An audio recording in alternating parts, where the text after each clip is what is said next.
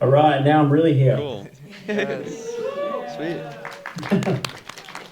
Hey guys. So Leigh, to your left there, that's Jack, and to your right is Lynden. Jack is the young man who did that finals project last year on Upgrade.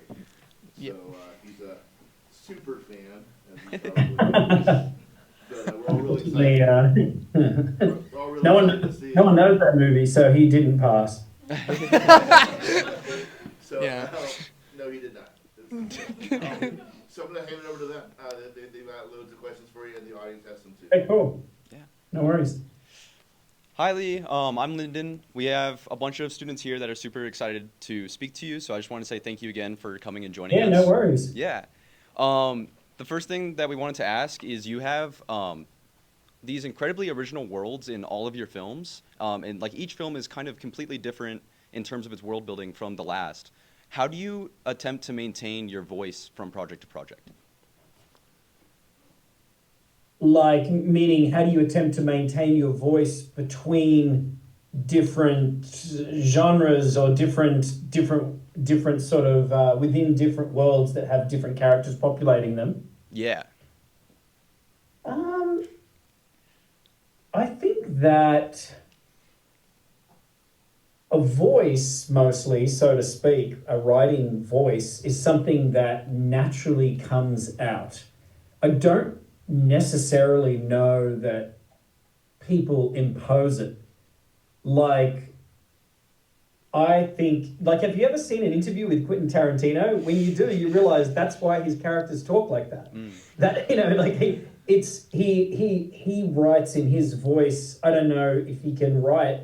He couldn't write any other way if he tried, I'm guessing, you know, because it's, even though he's writing for multiple people, that's sort of, it's pouring out of his mind. He's sort of, when you're writing a screenplay, you're splitting your brain into like 5 different characters or 10 different characters or more.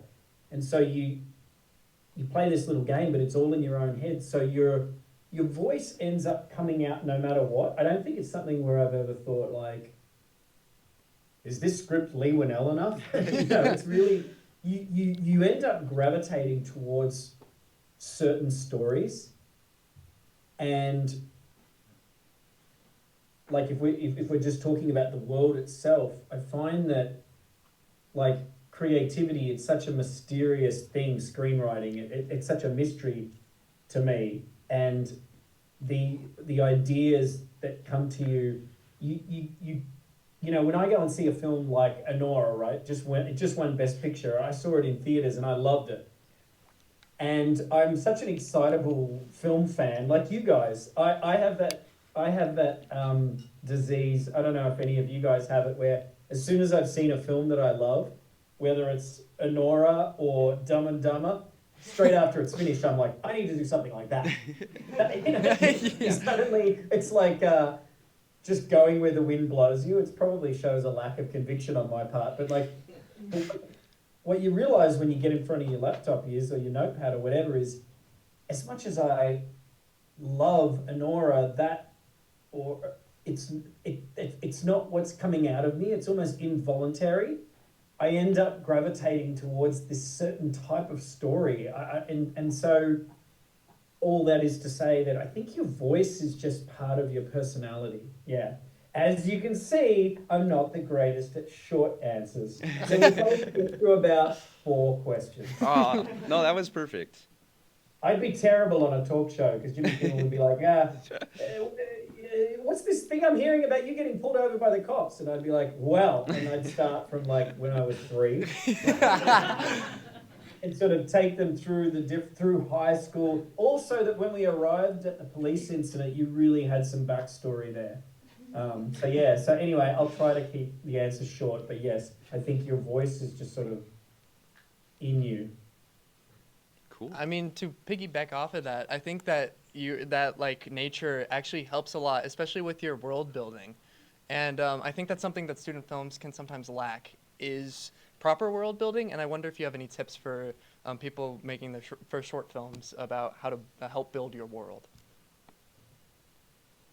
Build a world. Well, it's interesting because like I feel like this term world building is pretty new-ish. I don't think people in the 70s, maybe they were.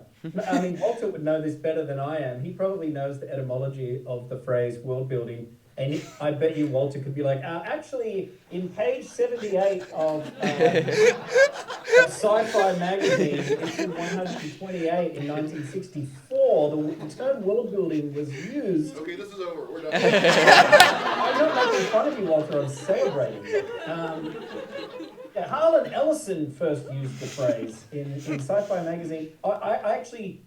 I think the first time I heard it was in the movie La La Land, when the obnoxious screenwriter character at the party goes, "I have a knack for world building." And so my advice to student filmmakers is, like, if we break that phrase down, you know, it's like, I'm assuming you mean like not setting a movie in the world we know where everything is laid out for you and a light switch is a light switch, but actually doing something that's a bit of a genre piece or a fantasy or sci-fi, something where you need to invent a lot. And I think, you know, if you want to do that, it's all about just spending a lot of time in your own head. Like, when I write, I spend a lot of time not writing. I like to delay the writing as long as possible. Because the most fun part of writing for me is the part before you actually write the script. It's the phase where I'm in it right now, actually, so I can speak very fluently about this.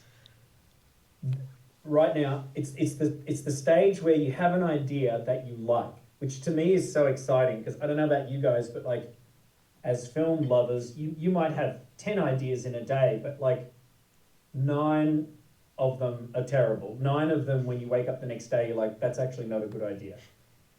When you hit on something you like, it's so exciting. You're like, oh, like for me, I'm like, could this occupy my life for the next 2 years? And then the next phase, my favorite phase, once that initial excitement of an idea that's intriguing you hits, I start, do I have my notepads in here? I have many of them that in this office, but it's the time when you are, I'm trying to see if I have any like lying around, like, basically what I do is just start sketching in a notepad, like, what is this story, what is it about? And if it's set in the future like Upgrade is, you have to sort of figure out in what way does this world function that serves my story?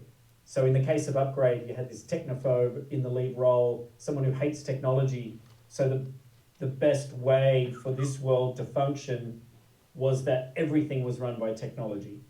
And it wasn't just an abstract decision, it was a decision that the character forced. I think everything you do in a script should be the answer to a question. You know, even a film with really high production design, like, I'm trying to think of a recent example, like Poor Things, right? Poor Things had this very heightened, surreal production design, but there was, it felt like it was justified. There was a reason for it. It was a fable. You know, you're dealing with this Frankenstein story about this. They chose to make it this heightened world that was a representation of ours. So if you're doing a student film and you want to set it in the future, it's all about thinking, what is this story about? And then what should the world look like in a way that best serves the story? And yeah, so that would be my advice, is just to answer that question, like, what... It's one thing to just make a light switch that looks cool or whatever, but how is that light switch serving your particular story? You know, these are good questions. Again, I could talk for another half an hour, because some movies, last thing I'll say is some movies seem to just do production design for production design's sake. When you look at Blade Runner, it just seems to be this like explosion of garish production design. But even that, if you break it down, everything is serving this. Nothing seems superfluous or forced. If I watch a movie that has a weak story and it's not involving, but the production design is incredible, that incredible production design doesn't save me. It doesn't get me back into the movie. So just always lead with your story. Keep that, and it will inform you on how this world should be built, I think. That was great. We have a ton of audience questions, so we're going to start bringing Yeah, some of those sure. folks up. So we have a question from Damien, if you would like to come join us. All right, a Slipknot fan. Yeah. Hello, Lee. Big fan of the Insidious movies, but in particular, I grew up with those. So I was wondering, starting off as a student filmmaker, much like us, what sort of process goes into adapting a smaller scale idea, like from a short film, into a larger scale sort of thing, kind of like what happened with Saw? Well, with Saw, it wasn't actually adapted from a short film. James Wan and I had gone to film school in Melbourne, and we were very frustrated. We went to film school in 2012. No, we didn't. It was the mid-90s. Okay, I admit it. It was the mid-90s. But I'll tell you this, people who weren't born then, it was making a film was nightmarish in the mid-90s, as Walter will tell you, because everything was so prohibitively expensive. Shooting on film, even 16mm film, was just out of my league. I didn't have that type of money. And so when James and I finished film school, we were like, we weren't making, I feel like if we were film students now, knowing James and I's personalities, we would have had a YouTube channel and we would have been just doing stuff, but we couldn't even do stuff because we didn't have the gear. We couldn't afford film. Video cameras in the mid-90s were not very good. They were like a shitty handycam that you would use to film a wedding. It was not good. So we were planning to make stuff, but never actually doing it. So with Saw, we actually wrote a feature film script, and we were trying to get it made. And my agent at the time in Melbourne said, let's take this to the US. And then we made the short. The film was not based on the short. We made the short film as a demo reel for the script. We picked what we thought was the best scene in the script, and we went and shot it in a hospital in Melbourne. And so that was how we did that. But if you're adapting a short film into a feature, I guess my advice would be, I've known people who've done this before. My advice would be, sometimes a short should just be a short, Some movies, you don't want to stretch out more movie where there isn't any, and a lot of short films have a little button on the end or a punchline, and that's it, and it can be difficult. So I would just think long and hard about, does this actually need to be a feature film? Does it want to be a feature film? Because you don't want it to be like, like a more joke after the joke. Like a horse walks into a bar, the bartender says, "Why the long face?" And then the horse says, "Oh, come on, that's a bit insensitive. Why would you say that?" Just, like the joke was over when the bartender said, "Why the long face?" Like you need to figure out if there's more story to be told here. So that would be my advice. Thank you. No worries. Hail Satan. So to kind of lead off with that, we were wondering if because you were still relatively young when Saw became such a big phenomenon. You were, I believe, 26? Yes, when Saw came out, yep, 26. Was there anything that you wish you learned before just being pushed into the limelight? Anything I wished I had known about the film industry? Yeah. Ooh, so many things. Yeah, it's interesting because a lot of the things that I learned after I made Saw, I think they seem like champagne problems. Have you ever heard that expression? Where it's like, it's like somebody on a 80-foot yacht being like, it gets quite cold at night. And you're like, I've got a lot of sympathy for you. Like, you know what I mean? Like, what before we had shot Saw, I was so desperate to make a film, and I don't know if this applies to you guys, but it certainly applied to me, and I think maybe to a lot of film students. It it's not the right. It doesn't feel like the right time to be talking about this. Like, James and I were so desperate to make a film that we would have taken any conditions. Like, Yeah. it was like they said, you know, we can't pay you to make this, and we were like, that's fine. What they didn't know is that they could have said, and you also need to make this film naked. And we were like, yep, we're cool with that too. Like, by the way, just to clarify, we weren't desperate to be famous or to be hobnobbing at parties with. We were like you guys. We were so hungry to be filmmakers, and we wanted in on this world. It was our life's dream, and so we would have done anything. So if I had been presented, if a time traveling version of myself had come back to 23-year-old me and said, hey, be really wary about your second film. Don't let any agents rush you in to your second project. I think 23-year-old me would have said to time traveler me, who gives a fuck about the second movie? Like, I would have grabbed time traveler me by the face and said, are you telling me that there's a first movie? And then I probably would have taken my clothes off. We like to take our clothes off in Australia. I would have been so, like, that would have been such a champagne problem. And sometimes when I talk to film students, I'll say to them, don't be wary of what happens after your first film.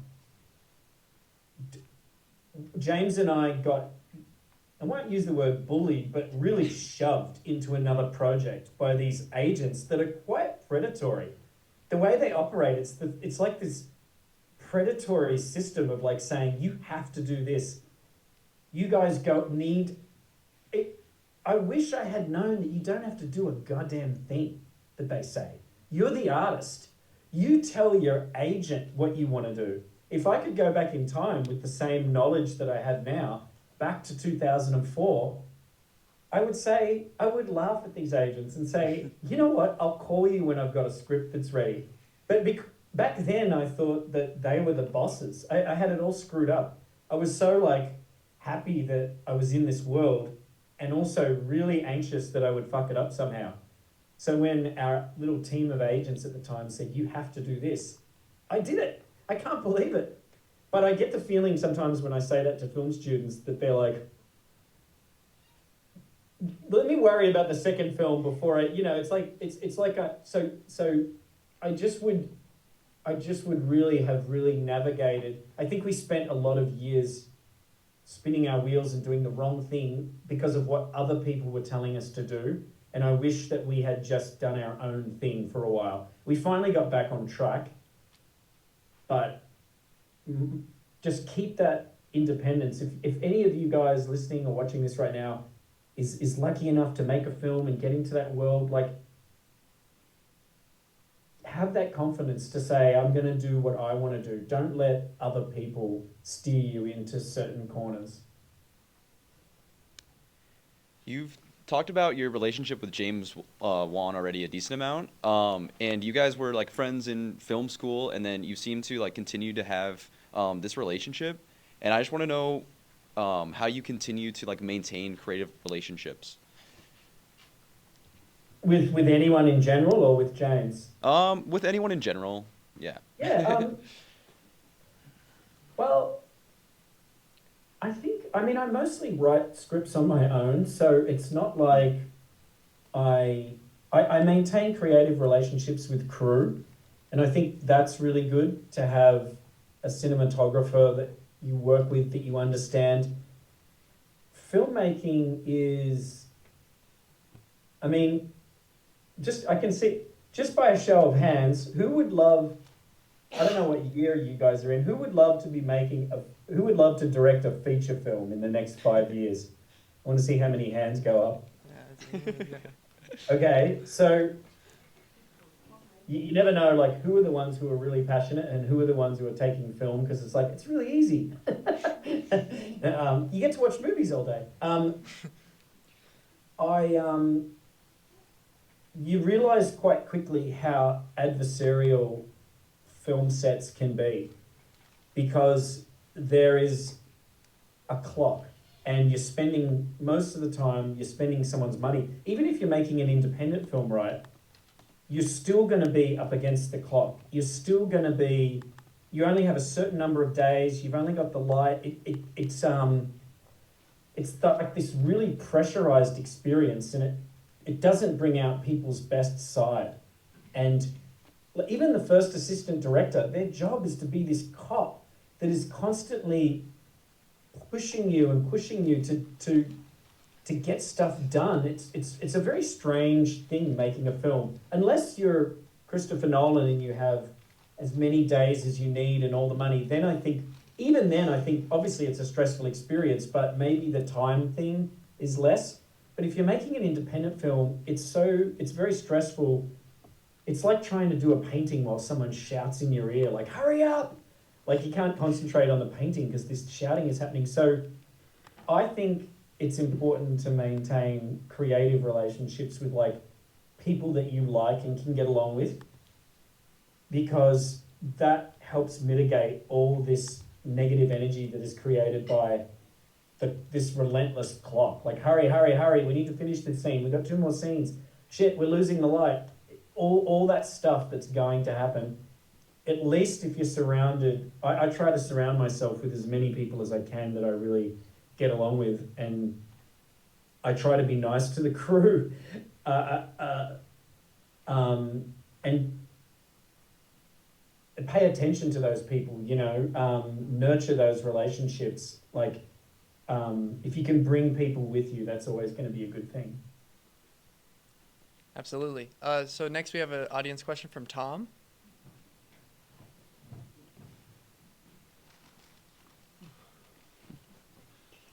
Hey, how's it going?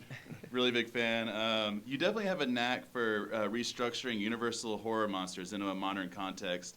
Have you ever considered Upgrade to be a modern retelling of Dr. Jekyll and Mr. Hyde? Not explicitly, but I guess there is something of that in there. I did love, when I was writing it, the whole duality of it, of like 2 people sharing the same body. And like, I guess you can't do that story without it tying back to Jekyll and Hyde, So, and I remember reading that book as a kid and like being so intrigued and interested in it. So I think it's all in the subconscious, but it wasn't something where I sat down and was like, yep, I'm going to do a Jekyll and Hyde story. Okay, cool. Thanks, mate. Thank you. Did you ever hear about Robert Louis Stevenson's death and his last words? What were they? I feel like maybe I've looked into this. What was it? Yeah, he was alone in his parlor, and his wife heard him. He called out. He said, "Why are you looking at me this way? What's happened to my face?" And she rushes in there, and he's died. He's fallen over.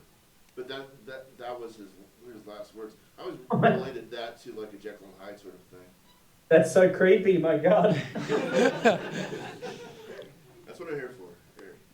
Yeah, I know. Wow. I'm going to have trouble sleeping tonight after that one. Sorry to interject. No, interject. Continuing to jump off like that student film sort of idea, I mean, you've worked on small, like no budget student films, and you've also worked on like really high budget productions. And I just want to know if how those like limitations in the past elevated your creativity. I think you just get more scrappy and inventive, and I think the idea has to be king. Like, if a lot of big budget movies are relying on spectacle, like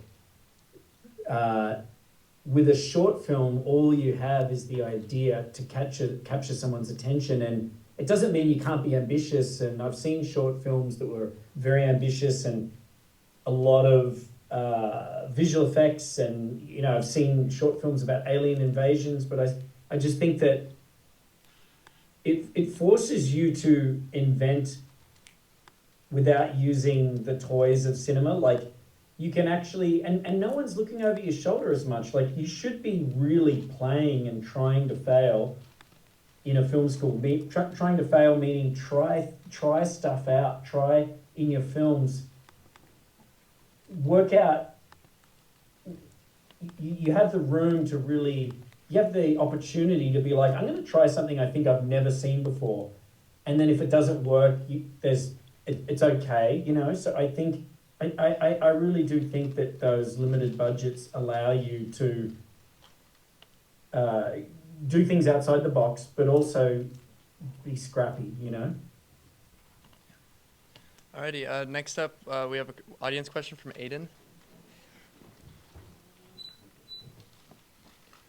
Hello. Hey there. Yeah, my question was kind of just like, in the past you've talked about building like a visual relationship with your like cinematographer, and I was wondering if you could kind of talk about the process of building that visual language through your films, and especially like what that looks like communicating with your cinematographer to get those shots with that visual language. Yeah, I mean, Stefan Duccio and I, we really try, even in the script stage, we try to develop what is going to be the language of this particular movie. And it's always, we try to have it motivated by story. So rather than just designing sexy shots for sexy shots' sake, we're like, okay, what is the best way to visually represent the story we're telling? So with Upgrade, he's being controlled by a computer. We wanted the cinematography to feel very robotic when he came to life. And so we just, once you have the creative idea, right, the first thing you should do is come up with a creative idea. You don't know how you're going to do it. The working out how you're going to do it comes later.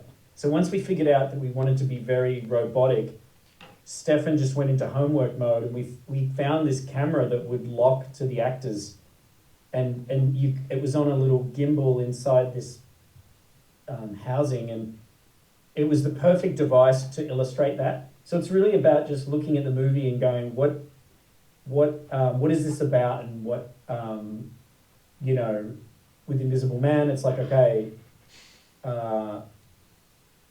this guy's in the room with us, but we can't see him. So what can we do to weaponize that? Oh, let's have the camera just pan away from the actors in the middle of their dialogue. And I remember suggesting that to Stefan and saying, what if we just had the camera just move? I'd never seen that in a movie before, where two people are talking and then you just pan away from them as if the camera knew something that the characters didn't.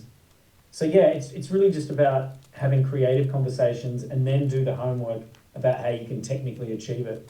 Yeah, and especially in Invisible Man, I love those shots where you like frame Adrian or the person in the invisible suit, where he's not like he's not actually there, but you can kind of guess that he's there.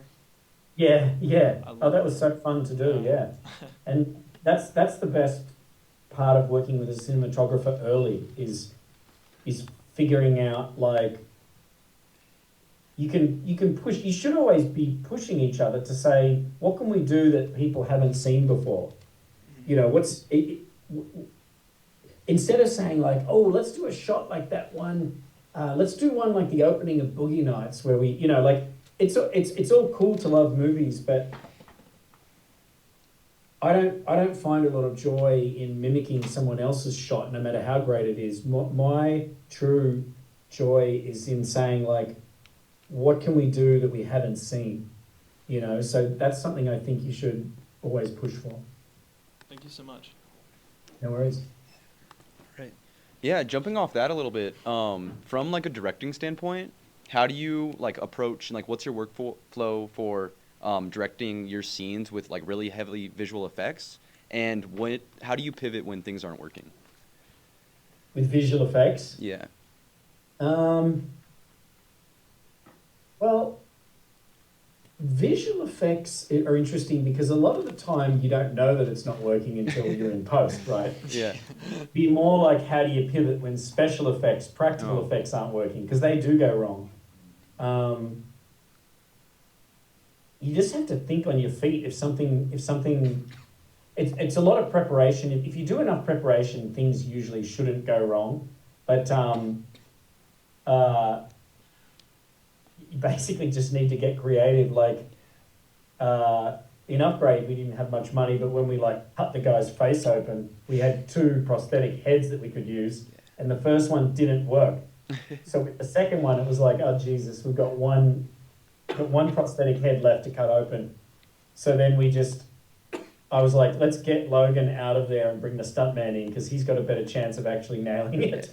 I'm like, sorry, Logan, you're fired, go away. And then bring in the stuntman and push in the shot tighter. Like, there's little things you can do to help. I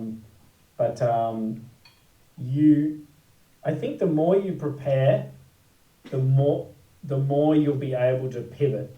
That's the basic equation is like, when you haven't done your homework, that's when having to pivot causes panic.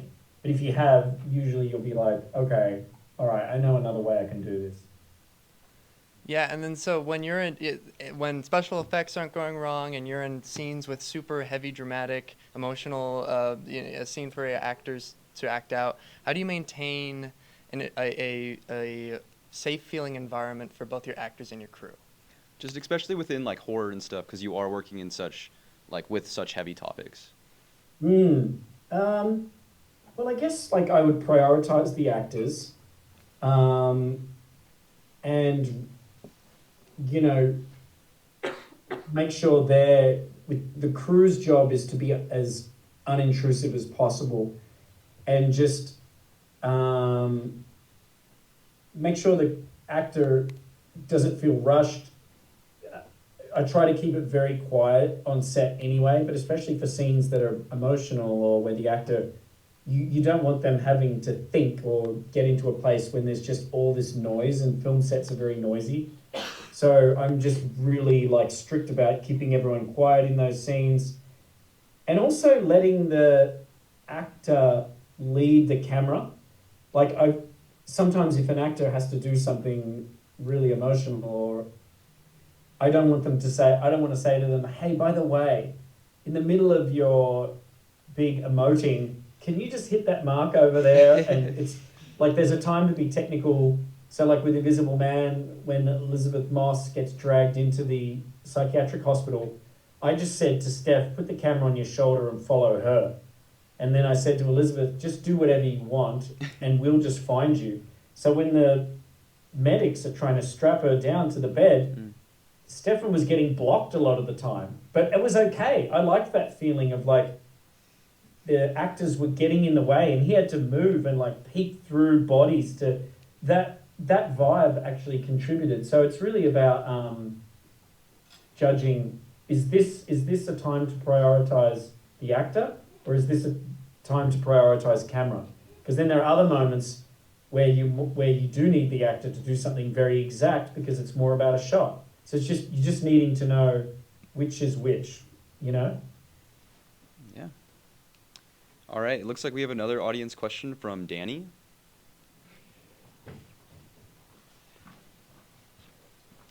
Snags on the Barbie. Not quite, but pretty close-ish. Well, hopefully we're not holding you from lunch. Just want to ask, now that you've made it, how has your definition of success evolved for you, and what made that pivot? That's a good question. I think my definition of success to me is to be enjoying what I'm doing. There's a feeling that I have when I really believe in the material, in the script, and I'm doing something I love with creative freedom. I don't enjoy being micromanaged by other people, and I don't enjoy directing someone else's script. Some people just love directing, and I have friends who just love being on a film set. The thing that they love is like craft service and ADs with clipboards and the grip crew. Like what they're directing is beside the point. It could be a Volvo commercial or it could be a horror movie. It doesn't actually matter to them. They just want to be on a set. That's their happy place. I'm not like that. A set in and of itself is not my happy place. If I was directing an Apple commercial, I'd be miserable. Because that's not what I love. I only enjoy filmmaking under certain parameters. An Apple commercial, and I'm not judging people that shoot Apple commercials or whatever. That's fine. I'm saying that doesn't bring me any happiness doing that.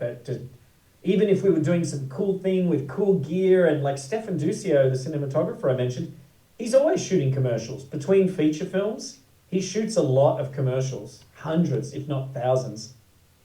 And he's always telling me these cool stories. You know, the other day he was like, oh man, I was on a helicopter doing this New Zealand Tourism Commission commercial, and we're flying, and he's having this great experience that sounds fun. I mean, who doesn't want to fly a helicopter and land on a glacier in New Zealand, right? Using the latest gear, but to me that's just not fun. The helicopter on the glacier would be fun if it was a scene from a movie that I had written that I really believe in. Those are the guidelines. So my definition of success is that. And by the way, that comes with certain drawbacks. Like for instance, if you want total creative freedom, you're going to need to work with lower budgets.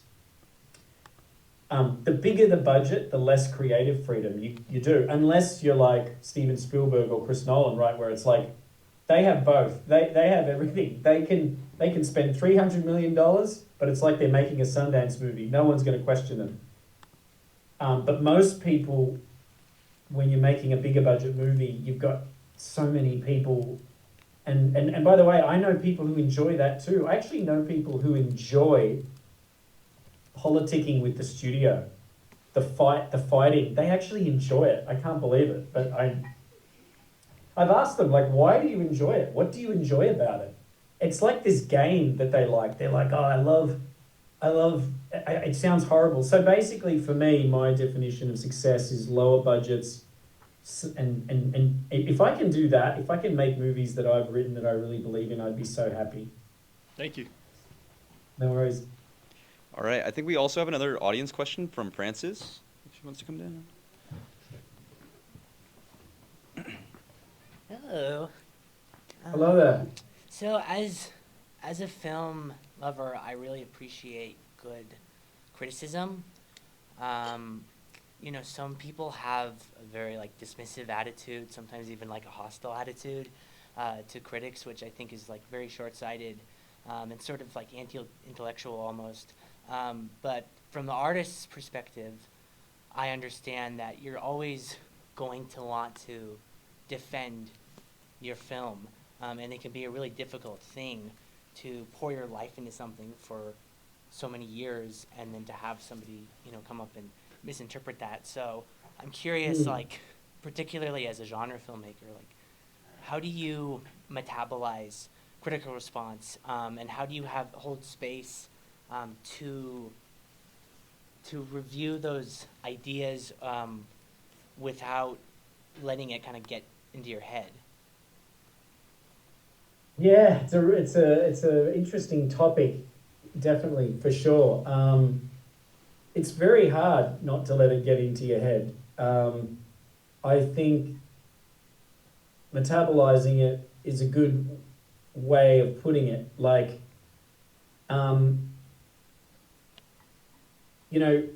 Reviews are out of your control.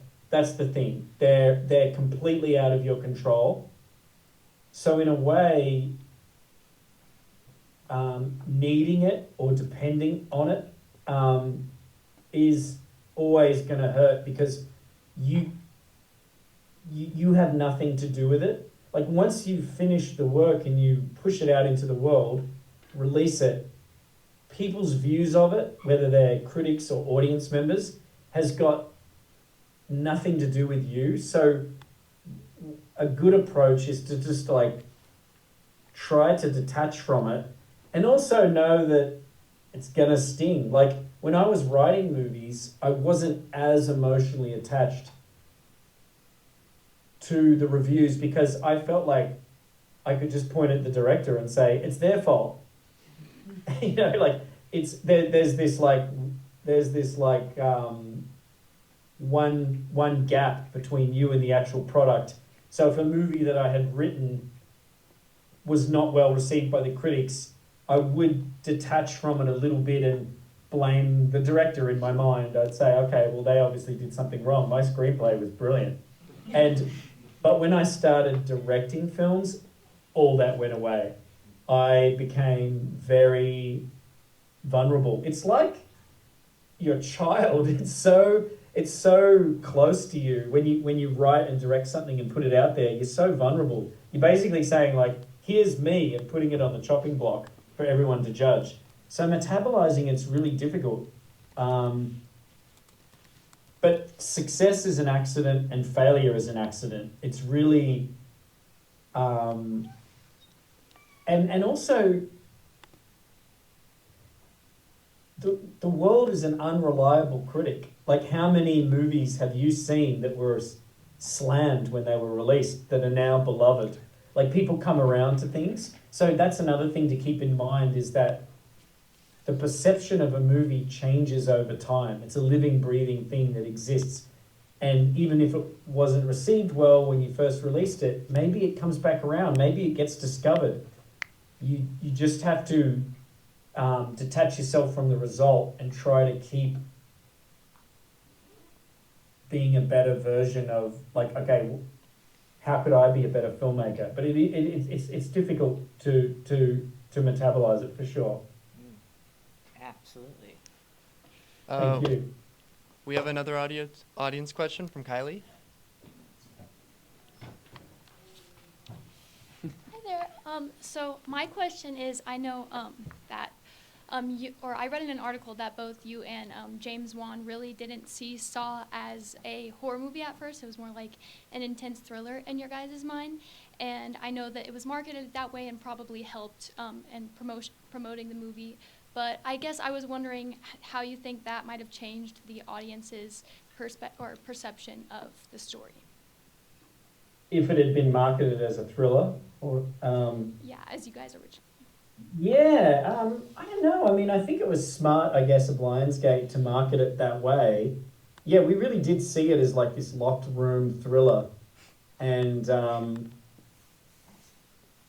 not sure. I think that the sequels to that film have gotten away from what the first movie was. You know, it's the producers of those movies were like they just wanted to flog the dead horse. You know, they just wanted to get as much meat.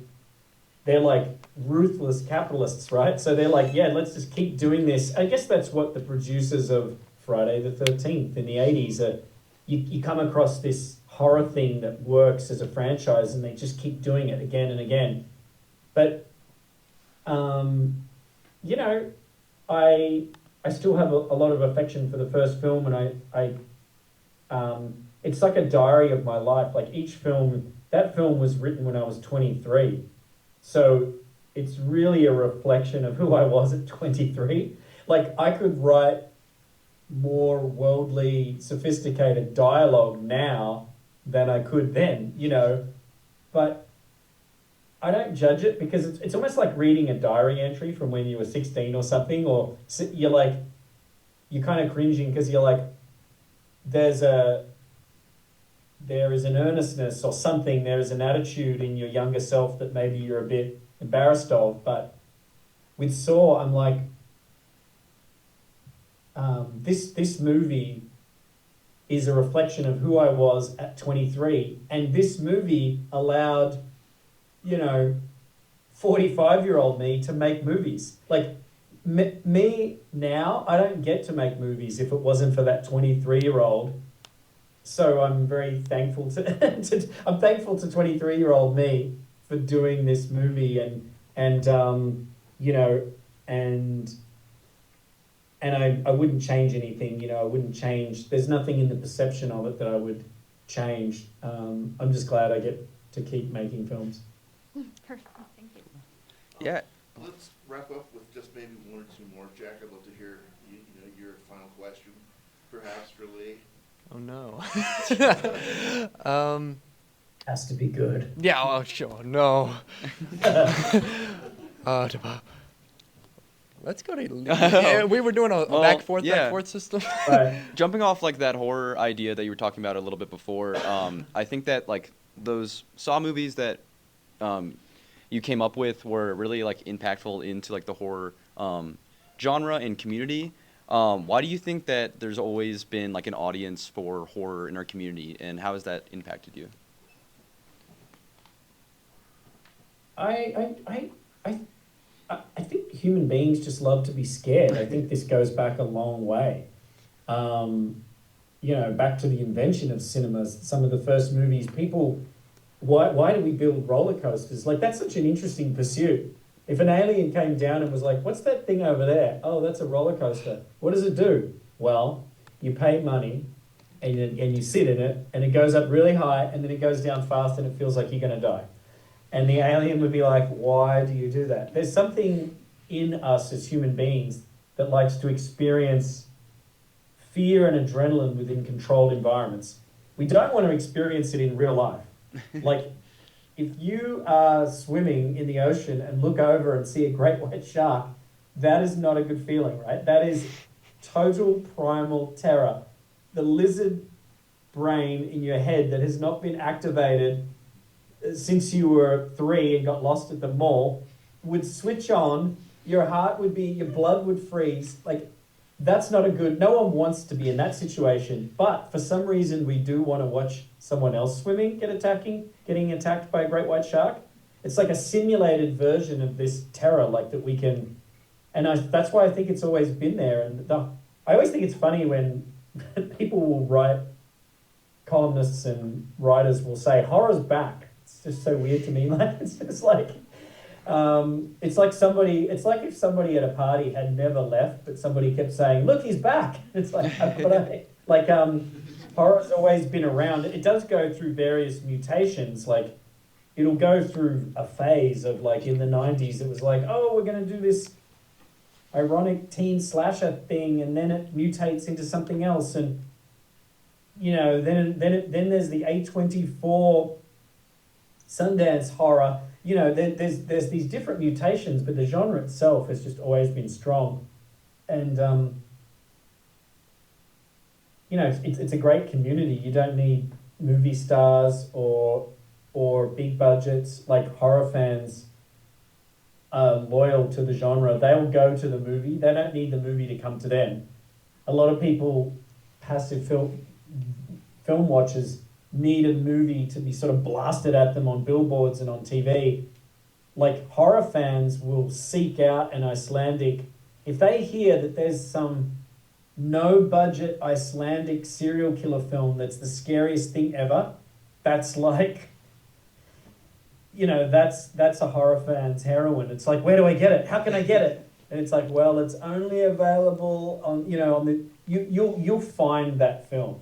And that's why so many filmmakers have started in the horror genre, because it's so friendly to first-time filmmakers. And so I'm thankful to the horror community for, like, building.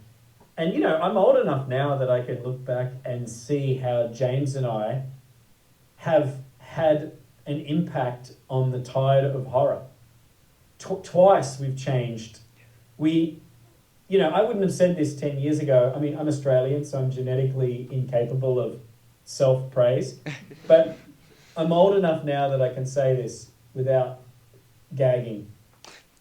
We changed the horror genre once with our first movie. We invented a whole new subgenre, the torture porn thing. And then with Insidious, we kind of pivoted the whole genre again into this supernatural. And it always metastasized into something that I didn't necessarily like the Saw sequels and torture porn, the gory stuff. I'm like, this isn't it. And then some of the some of these movies that are driven by jump scares, I find them really cheap and not well done. So it's not like, but I'm pretty proud of the fact that James and I have, I think our faces are in the horror history books, which is pretty cool. Like, and you know, now I'm like the older guy. I got so used to, James and I were so used to being the young guys, that becomes your identity. You get developmentally frozen because everybody's like, these kids. Now, you're getting old when filmmakers with movies that have been box office hits come up to you and say, I grew up on your movies. Like, I think I vomited in my mouth a little bit when Parker Finn, who directed Smile, came up to me and was like, oh man, thank you for the inspiration. I grew up on your films. And I was like, how old are you? Like, so, so now at this age, I'm like, I want to still be relevant. I don't want to make films that are like, you're over, you're dead. Who's the new person? Definitely Hollywood has an attraction to the new and the young, so you can get passed over. It's not just actors. It can happen to writers and directors too. It's like, you're old news. Go away. Who are the new people? Zach Greger, Parker Finn, I feel like I'm like scrappily trying to stay in the game. I'm like the old baseballer from Moneyball. Like, no, I've got more to say. I've got more movies. I want to make more movies. And you sort of have to get a bit competitive and be like, oh, I fucking see you, Zach Greger. I'll make a fucking movie. And it's like healthy competitiveness. It's like you want to see crazy? I'll show you fucking crazy. And so hopefully in the next few years, you guys will see another movie made by me that is worth your time. Cool. And then the last question we really like to ask our guests is, what movie recommendations would you give us? Oh, man. Okay. Oh, man. Oh, well, it can't be new stuff, right? Because you guys, well, I'm trying to think of, well, I don't know how many, I'm trying to think of movies maybe that aren't as widely known. I don't know if there's a lot of horror fans in the room. I think there's an Australian horror film called Lake Mungo that people might not have seen. That is Mungo, Lake Mungo. It's like a found footage horror film. It's very creepy and unsettling. I could recommend that. I'm trying to think of movies that I think that a good thing to do is to shock yourself out of filmmaking complacency by not just focusing on the new. Like, go back and find movies that aren't available on streaming, like Man Bites Dog, right? I don't believe that is a faux documentary made by a gang of French guys where a documentary crew is following a serial killer around. And I recommend going after that. Like, go after these movies that are not available to stream. Even a film like Near Dark is not available to stream. This is a vampire movie made by Catherine Bigelow in the 80s. It's got a score by Tangerine Dream. Bill Paxton's in it. Like, it's a great movie, and you can't, not every movie is available to stream. And so I would just recommend really trying to get these discs of these movies. So Man Bites Dog, Near Dark, and Lake Mungo, there's 3. Yeah. I'm actually showing Near Dark for extra credit in a few weeks. Okay, there you go. Well, Walter, he would probably be able to give you 12 more recommendations back of mine. But I look to Walter for recommendations. So we have a tradition. We take a picture with our guests. Do you mind if they come up on stage and take a picture with you? Of course. Before we send you off. Yeah. What if the guy in the Slipknot t-shirt throws up some devil horns? Well,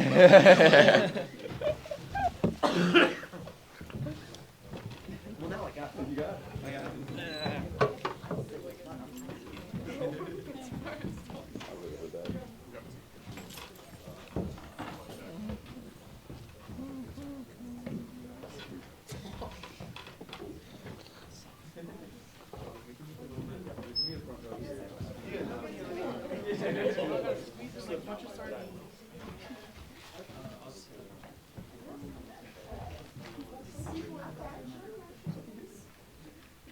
right, on the count of 3, I need to hear a really good werewolf howl. Ready?